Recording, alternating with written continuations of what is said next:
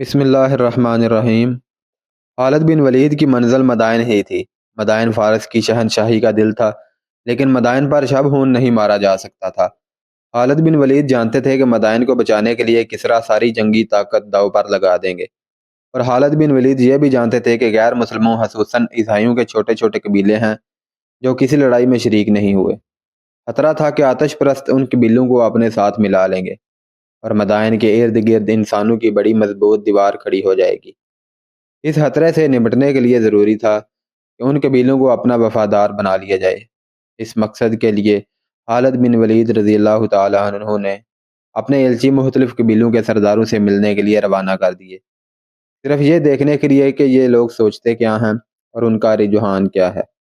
ان قبیلوں پر ہماری دھاک بیٹھی ہوئی ہے، ایک جاسوس نے خالد بن ولید رضی اللہ تعالیٰ عنہ کو تفصیلی اطلاع دی۔ وہ اپنی عورتوں اور اموال کی وجہ سے پریشان ہے، انہیں کسریٰ پر بھروسہ نہیں رہا، اور وہ نوشیروان عادل کے دور کو یاد کرتے ہیں، ایک ایلچی نے آ کر بتایا۔ وہ مدائن کی خاطر لڑنے پر آمادہ نہیں۔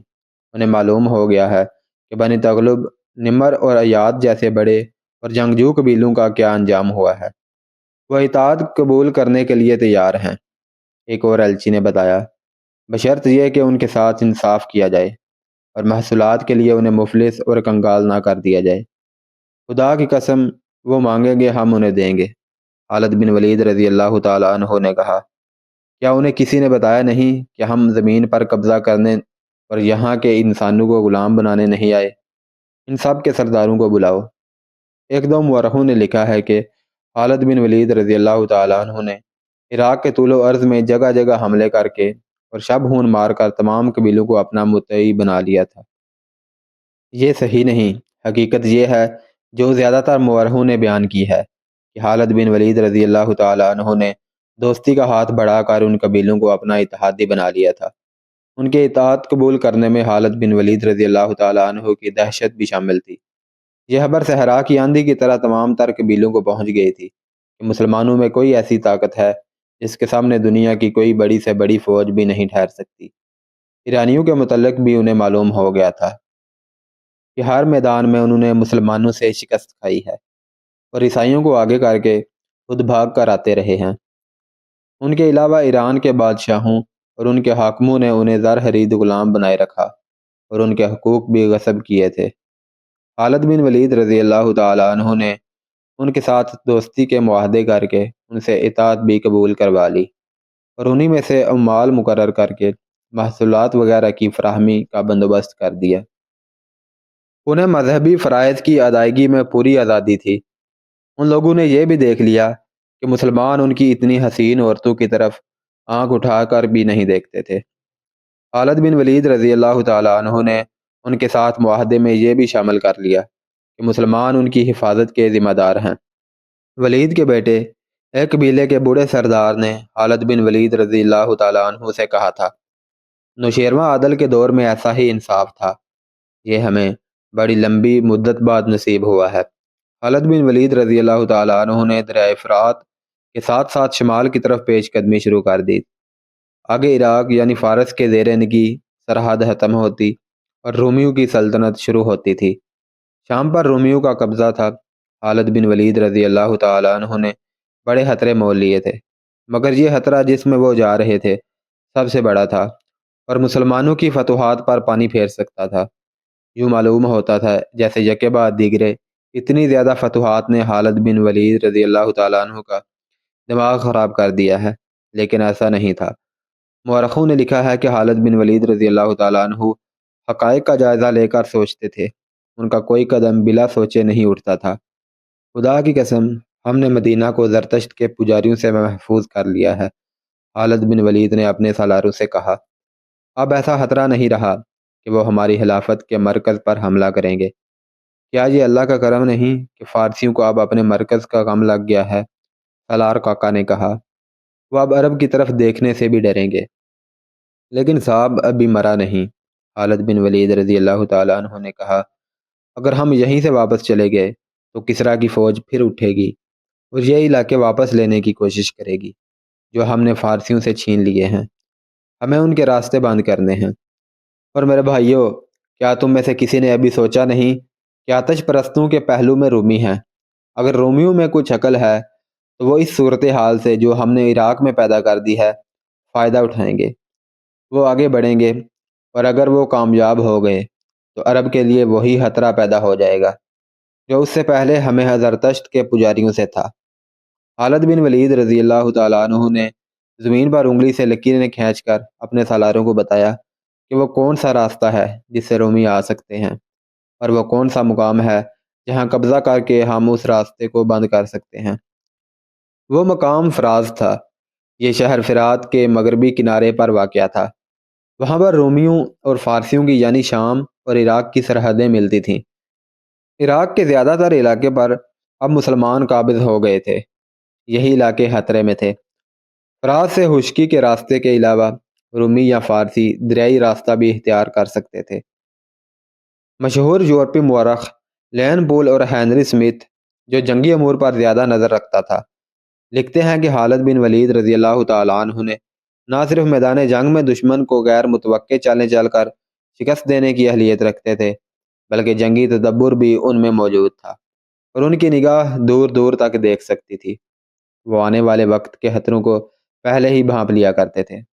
خالد بن ولید رضی اللہ تعالیٰ عنہ جب فراز کی طرف کوچ کر رہے تھے، اس وقت ایک خطرے سے وہ آگاہ نہیں تھے۔ وہ نہیں جانتے تھے کہ وہ دشمن فوجوں کے درمیان آ جائیں گے۔ رومیوں کے دربار میں ایسی آوازیں سنائی دے رہی تھیں جن میں ضروری پن تھا، اور صاف پتہ چلتا تھا کہ کوئی ہنگامی صورتحال پیدا ہو گئی ہے۔ تحت شاہی کے سامنے رومی فوج کے بڑے بڑے جرنیل بیٹھے تھے۔ خبر ملی ہے کہ مسلمان فراز تک پہنچ گئے ہیں۔ یہ معلوم نہیں ہو سکا کہ ان کا ارادہ کیا ہے۔ وہ کسی اچھے ارادے سے تو نہیں آئے۔ کیا آپ کو فارسیوں کے متعلق کوئی خبر نہیں ملی؟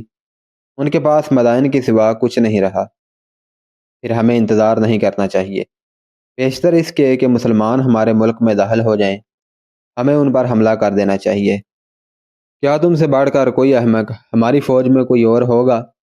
کیا تم نے سنا نہیں کہ فارس کی فوج کو اور ان کے ساتھی ہزارہا عیسائیوں کو ان مسلمانوں نے نہ صرف یہ کہ ہر جگہ شکست دی ہے، بلکہ ان کے نامور جرنیلوں کو اور ہزاروں سپاہیوں کو مار ڈالا ہے؟ آپ نے ٹھیک کہا ہے۔ یہ دیکھنا ضروری ہے کہ مدینہ والوں کے لڑنے کا طریقہ کیا ہے۔ بہت ضروری ہے دیکھنا، جو اتنی تھوڑی تعداد میں اتنی زیادہ تعداد کو شکست دے کر ختم کر چکے ہیں، ان کا کوئی خاص طریقہ جنگ ہوگا۔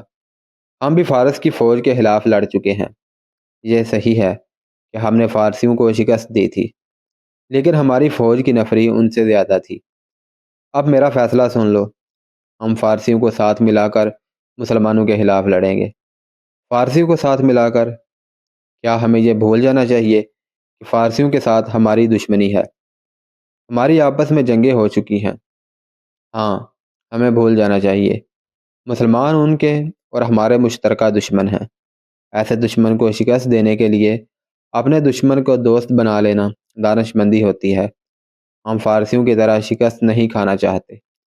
اگر فارسی ہمارے ساتھ دوستی کا معاہدہ کر لیتے ہیں تو ان کے ساتھ عیسائی قبیلے بھی آ جائیں گے۔ اس فیصلے کے مطابق رومیوں کا ایلچی دوستی کا پیغام لے کر مدائن گیا تو آتش پرستوں نے بازو پھیلا کر ایلچی کا استقبال کیا۔ تحائف کا تبادلہ ہوا اور ایلچی کے ساتھ معاہدے کی شرطیں طے ہو گئیں۔ فارس والوں کو اپنا تحت الٹتا نظر آ رہا تھا۔ رومیوں کے اس پیغام کو انہوں نے غیبی مدد سمجھا۔ مدائن کے دربار سے ان تمام عیسائی قبیلوں کے سرداروں کو بلاوا بھیجا گیا۔ یہ وہی 3 قبیلے بنی تغلب، نمر اور ایاد تھے جو مسلمانوں سے بہت بری شکست کھا چکے تھے۔ مورخوں نے لکھا ہے کہ انہیں جو ہی اطلاع ملی تو وہ فوراً مدائن پہنچے۔ وہ اپنے ہزارہا مقتولین کا انتقام لینا چاہتے تھے، اور وہ اسلام کے پھیلاؤ کو بھی روکنا چاہتے تھے۔ ان قبیلوں میں جو لڑنے والے تھے وہ مسلمانوں کے ہاتھوں مارے جا چکے تھے۔ جوان سال آدمی بہت کم رہ گئے تھے۔ اب اکثریت ادھیڑ عمر لوگوں کی تھی۔ خالد بن ولید رضی اللہ تعالیٰ عنہ کا فراز کی طرف کوچ ان کی خود سری کا مظاہرہ تھا۔ امیر المؤمنین حضرت ابو بکر صدیق رضی اللہ تعالیٰ عنہ نے انہیں صرف فارس والوں سے لڑنے کی اجازت دی تھی۔ امیر المؤمنین کو یہ توقع ہی نہیں تھی کہ اپنی اتنی کم فوج فارس جیسی طاقتور فوج کو شکست دے گی۔ لیکن امیر المومنین ایسا خطرہ مول لینا نہیں چاہتے تھے کہ اتنی لڑائیاں لڑ کر رومیوں سے بھی ٹکر لی جائے۔ رومیوں کی فوج فارسیوں کی فوج سے بہتر تھی۔ یہ خالد بن ولید رضی اللہ تعالیٰ عنہ کا اپنا فیصلہ تھا کہ فراز کے مقام پر جا کر رومیوں اور فارسیوں کی ناکہ بندی کر دی جائے۔ خالد بن ولید رضی اللہ تعالیٰ عنہ چین سے بیٹھنے والے سالار نہیں تھے۔ اس کے علاوہ وہ رسول کریم صلی اللہ علیہ وسلم کے جنگی اصولوں کے شائق تھے، مثلاً یہ کہ دشمن کے سر پر سوار رہو، اگر دشمن کی طرف سے حملے کا خطرہ ہے تو اس کے حملے کا انتظار نہ کرو، آگے بڑھو اور حملہ کر دو۔ خالد بن ولید رضی اللہ تعالیٰ عنہ نے اپنے آپ پر جہاد کا جنون طاری کر رکھا تھا۔ جب خالد بن ولید رضی اللہ تعالیٰ عنہ کے جاسوسوں نے انہیں اطلاعات دینی شروع کی تو خالد بن ولید رضی اللہ تعالیٰ عنہ کے چہرے پر سنجیدگی طاری ہو گئی۔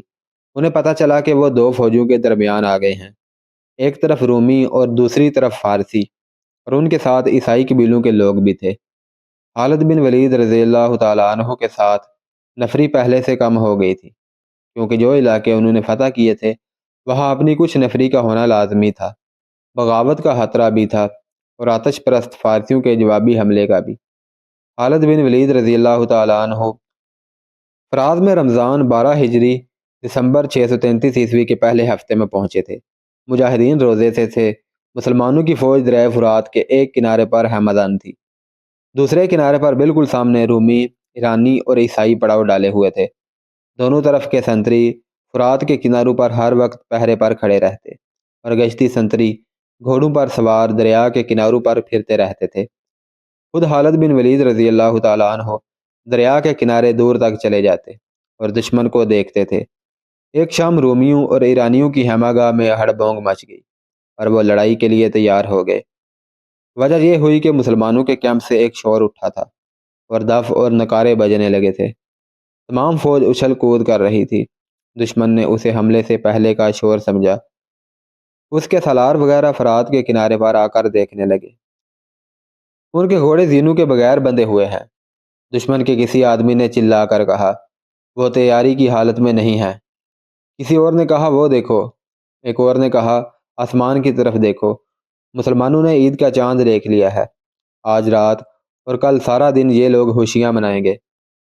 اگلے روز مسلمانوں نے ہنگامہ خیز طریقے سے عید الفطر کی خوشیاں منائیں۔ اسی خوشی میں فتوحات کی مسرتیں بھی شامل تھیں۔ مسلمان جب عید کی نماز کے لیے کھڑے ہوئے تو دریا کے کنارے اور کیمپ کے ارد گرد سنتریوں میں اضافہ کر دیا گیا تاکہ دشمن نماز کی حالت میں حملہ نہ کر سکے۔ مجاہدین اسلام خالد بن ولید رضی اللہ تعالیٰ عنہ نے نماز کے بعد مجاہدین سے مختصر سا خطاب کیا۔ نماز کے بعد ایسے انداز سے اس تقریب سعید کی خوشیاں مناؤ کہ دشمن یہ تاثر لے کہ مسلمانوں کو کسی قسم کا اندیشہ نہیں اور انہیں اپنی فتح کا پورا یقین ہے۔ دریا کے کنارے جا کر ناچو کودو۔ تم نے جس طرح دشمن پر اپنی تلوار کی دھاک بٹھائی ہے اس طرح اس پر اپنی خوشیوں کی دہشت بٹھا دو۔ لیکن میرے رفیقو، اس حقیقت کو نہ بھولنا کہ تم اللہ کی طرف سے آئی ہوئی ایک سے ایک کٹھن آزمائش میں پورے اترے ہو، مگر اب تمہارے سامنے سب سے زیادہ کٹھن اور خطرناک آزمائش آ گئی ہے۔ تمہارا سامنا اس وقت کی دو طاقتور فوجوں سے ہے جنہیں عیسائیوں کی مدد بھی حاصل ہے۔ میں جانتا ہوں تم جسمانی طور سے لڑنے کے قابل نہیں رہے، لیکن اللہ نے تمہیں روح کی جو قوتیں بخشی ہیں انہیں کمزور نہ ہونے دینا، کیونکہ تم ان قوتوں کے بل پر دشمن پر غالب آتے چلے جا رہے ہو۔ میں بتا نہیں سکتا کہ کل کیا ہوگا۔ ہر خطرے کے لیے تیار رہو، اللہ تمہارے ساتھ ہے۔ خالد بن ولید رضی اللہ تعالیٰ عنہ کے خاموش ہوتے ہی مجاہدین کے نعروں نے ارض و سما کو ہلا ڈالا۔ پھر سب دوڑتے کودتے دریا کے کنارے پہنچے۔ انہوں نے دریا کے کنارے گھوڑے بھی دوڑائے اور ہر طرح عید کی خوشی منائی۔ خالد بن ولید رضی اللہ تعالیٰ عنہ کے سالاروں کو توقع تھی کہ خالد بن ولید رضی اللہ تعالیٰ عنہ یہاں بھی شب خون کی سوچ رہے ہوں گے۔ خالد بن ولید رضی اللہ تعالیٰ عنہ نے اتنے دن گزر جانے کے باوجود بھی سالاروں کو نہیں بتایا تھا کہ وہ کیا کرنا چاہتے ہیں۔ ایک مہینہ گزر چکا تھا، فوجیں آمنے سامنے بیٹھی تھیں۔ آخر خالد بن ولید رضی اللہ تعالیٰ عنہ نے اپنے سالاروں کو مشورے، تجاویز اور احکام کے لیے بلایا۔ میرے رفیقو، خالد بن ولید رضی اللہ تعالیٰ عنہ نے کہا، شاید تم یہ سوچ رہے ہوگے کہ یہاں بھی شب خون مارا جائے گا، لیکن تم دیکھ رہے ہو کہ یہاں صورتحال شب خون والی نہیں۔ دشمن کی تعداد بہت زیادہ ہے۔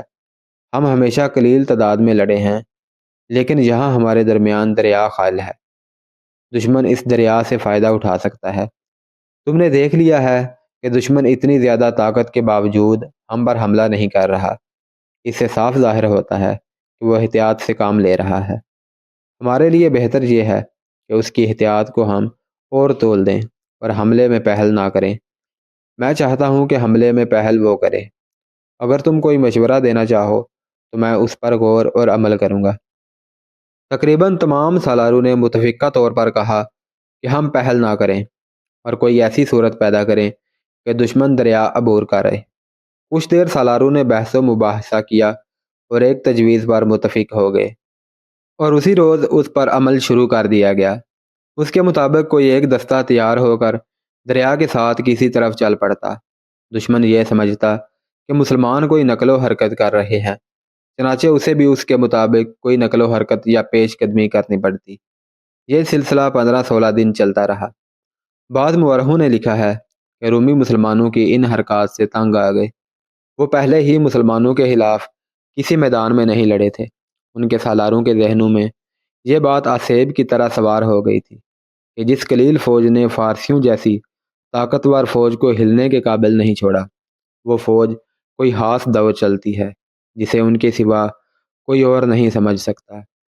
پہلے کہا جا چکا ہے کہ خالد بن ولید رضی اللہ تعالیٰ عنہ دشمن پر نفسیاتی وار کرنے کی مہارت رکھتے تھے۔ اس صورتحال میں بھی انہوں نے رومیوں کو تذب ذب میں مبتلا کر کے ان کے ذہنوں پر ایسا نفسیاتی اثر ڈالا کہ وہ نہ کچھ سمجھنے کے اور نہ کوئی فیصلہ کرنے کے قابل رہے۔ ایک روز دشمن اس قدر تنگ آ گیا کہ ایک سالار نے دریا کے کنارے کھڑے ہو کر بڑی بلند آواز سے مسلمانوں سے کہا، کیا تم دریا پار کر کے ادھر آؤ گے یا ہم دریا پار کر کے ادھر آ جائیں؟ لڑنا ہے تو سامنے آؤ۔ ہم تعداد میں بہت تھوڑے ہیں۔ خالد بن ولید رضی اللہ تعالیٰ عنہ نے اعلان کروایا، ہم سے ڈرتے کیوں ہو؟ تمہاری تعداد اتنی زیادہ ہے کہ تمہیں ہم سے پوچھے بغیر ادھر آ جانا چاہیے۔ پھر سنبھل جاؤ۔ دشمن کی طرف سے للکار سنائی دی، ہم آ رہے ہیں۔ دشمن نے دریا عبور کرنا شروع کر دیا۔ خالد بن ولید رضی اللہ تعالیٰ عنہ نے اپنے مجاہدین کو دریا کے کنارے سے ہٹا کر کچھ دور لڑائی کی ترتیب میں کر لیا۔ حسب معمول ان کی فوج 3 حصوں میں بٹی ہوئی تھی، اور خالد بن ولید رضی اللہ تعالیٰ عنہ خود درمیانی حصے کے ساتھ تھے۔ جنگی مبصروں نے لکھا ہے کہ خالد بن ولید رضی اللہ تعالیٰ عنہ نے دشمن کے لیے اتنی زیادہ جگہ خالی کر دی کہ اس کے عقب میں جانا پڑے تو جگہ مل جائے، ورنہ دریا ان کے عقب کی حفاظت کرتا۔ جب دشمن میدان میں آ گیا تو رومی جرنیلوں نے فارسیوں اور عیسائیوں کے لشکر کو ان کے قبیلوں کے مطابق تقسیم کر دیا۔ انہوں نے ایرانی سالاروں سے کہا کہ اس تقسیم سے یہ پتہ چل جائے گا کہ کون کس طرح لڑا ہے، بھاگنے والوں کے قبیلے کا بھی علم ہو جائے گا۔ یہ تقسیم اس طرح ہوئی کہ رومی الگ ہو گئے، مدائن کی فوج ان سے کچھ دور الگ ہو گئی، اور عیسائیوں کے قبیلے مدائن کی فوج سے الگ، اور ہر قبیلہ ایک دوسرے سے الگ الگ ہو گیا۔ رومی جرنیلوں نے مورخوں کے مطابق یہ تقسیم اس لیے بھی کی تھی کہ مسلمانوں کو بھی اس تقسیم کے مطابق اپنی تقسیم کرنی پڑے گی، جس کے نتیجے میں وہ بکھر جائیں گے اور انہیں آسانی سے شکست دی جا سکے گی۔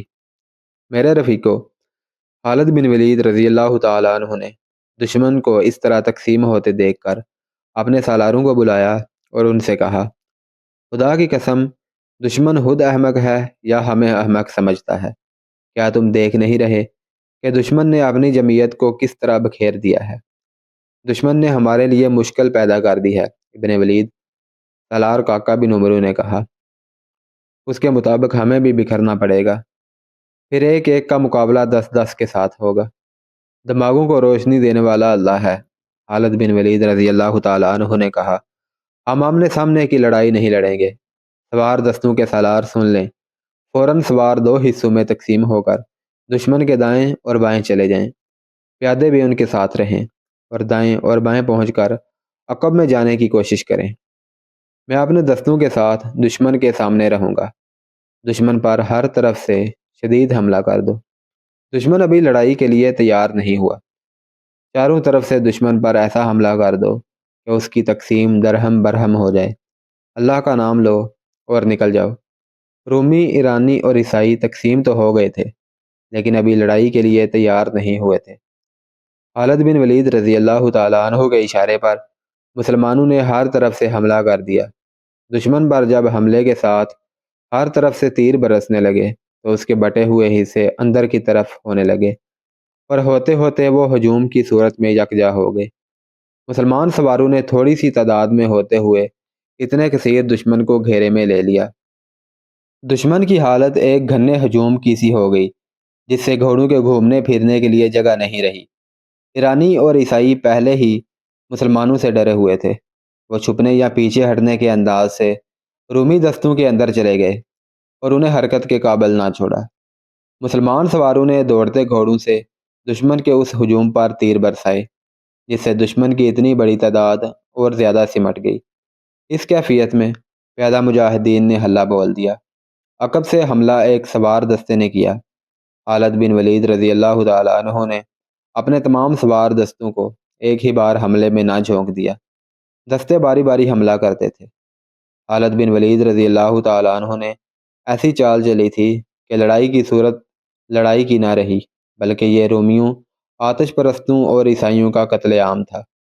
رومیوں نے دفاعی لڑائی لڑنے کی کوشش کی، لیکن میدان اس کے زخمیوں اور اس کی لاشوں سے بھر گیا۔ سپاہیوں کا حوصلہ ٹوٹ گیا اور وہ میدان سے بھاگنے لگے۔ پیچھے جاؤ، خالد بن ولید رضی اللہ تعالیٰ عنہ نے حکم دیا۔ ان کے پیچھے جاؤ، کوئی زندہ بچ کر نہ جائے۔ مجاہدین نے تعاقب کر کے بھاگنے والوں کو تیروں اور برچھوں سے ختم کیا اور مارکا ختم ہو گیا۔ تقریباً تمام مورخوں نے لکھا ہے کہ اس مارکے میں 1,00,000 رومی، ایرانی اور عیسائی مارے گئے تھے۔ ایک بہت بڑی اتحادی فوج ختم ہو گئی۔ مسلمانوں کی تعداد 15,000 سے زیادہ نہیں تھی۔ خالد بن ولید رضی اللہ تعالیٰ عنہ 10 روز وہیں رہے۔ انہوں نے بڑی تیزی سے وہاں کا انتظامی ڈھانچہ مکمل کیا۔ ایک دستہ وہاں چھوڑا اور لشکر کو ہیرا کی طرف کوچ کا حکم دیا۔ کیا تم دیکھ نہیں رہے ابن ولید چپ سا ہو گیا ہے؟ ایک سالار اپنی ساتھی سالار سے کہہ رہا تھا۔ خدا کی قسم، میں نہیں مانوں گا کہ ابن ولید تھک گیا ہے یا مسلسل مارکوں سے اکتا گیا ہے، اور میں یہ بھی نہیں مانوں گا کہ ابن ولید ڈر گیا ہے کہ وہ اپنے مستقر سے اتنی دور دشمن ملک کے اندر آ گیا ہے۔ دوسرے سالار نے کہا، لیکن میں اسے کسی سوچ میں ڈوبا ہوا ضرور دیکھ رہا ہوں۔ ہاں، وہ کچھ اور سوچ رہا ہے۔ پوچھ نہ لیں؟ ہم نہیں پوچھیں گے تو اور کون پوچھنے آئے گا؟ خالد بن ولید رضی اللہ تعالیٰ عنہ سوچ میں ڈوب ہی جایا کرتے تھے۔ یہ ایک مارکے کی فراغت کے بعد اگلے مارکے کی سوچ ہوتی تھی۔ وہ سوچ سمجھ کر اور تمام تر دماغی قوتوں کو بروئے کار لا کر لڑا کرتے تھے۔ دشمن کے پاس بے پناہ جنگی قوت تھی۔ وہ گہری سوچ کے بغیر اپنی فوج کی برتری اور افراد کے بل بوتے پر بھی لڑ سکتا تھا۔ مسلمان ایسا خطرہ مول نہیں لے سکتے تھے۔ ان کی تعداد کسی بھی مارکے میں 18,000 سے زیادہ نہیں تھی۔ ان کی تعداد 15 اور 18,000 کے درمیان رہتی تھی۔ ایک ایک مجاہد کا مقابلہ 3 سے 6 کفار سے ہوتا تھا، لہذا انہیں عقل اور ہوش مندی کی جنگ لڑنی پڑتی تھی۔ ایسی عقل اور ہوش مندی میں خالد بن ولید رضی اللہ تعالیٰ عنہ کا کوئی ثانی نہ تھا۔ انہی اوصاف کی بدولت رسول اکرم صلی اللہ علیہ وسلم نے انہیں اللہ کی تلوار کہا تھا۔ جذبہ تو خالد بن ولید رضی اللہ تعالیٰ عنہ میں تھا ہی، لیکن انہیں دماغ زیادہ لڑانا پڑتا تھا۔ ہر مارکے سے پہلے خالد بن ولید رضی اللہ تعالیٰ عنہ جاسوسوں سے دشمن کی کیفیت اور اس کی زمین اور نفری وغیرہ کی تفصیلات معلوم کر کے گہری سوچ میں ڈوب جاتے تھے، پھر اپنے سالاروں سے اصلاح و مشورہ کرتے تھے۔ لیکن فراز کی جنگ کے بعد ان پر ایسی خاموشی طاری ہو گئی تھی جو کچھ اور ہی قسم کی تھی۔ ان کی اس خاموشی کو دیکھ کر ان کے سالار کچھ پریشان سے ہو رہے تھے۔ یہ فراز سے ہیرا کی طرف کوچ سے 2 روز پہلے کا واقعہ ہے۔ 3-4 سالار خالد بن ولید رضی اللہ تعالیٰ عنہ کے خیمے میں جا بیٹھے۔ ابن ولید، سالار کاکا بن عمرو نے کہا، خدا کی قسم، جس سوچ میں تو ڈوبا ہوا ہے اس کا تعلق کسی لڑائی کے ساتھ نہیں۔ ہم ایک ہی منزل کے مسافر ہیں، تجھے اکیلا پریشان نہیں ہونے دیں گے۔ ہمیں بتا کیوں پریشان ہے؟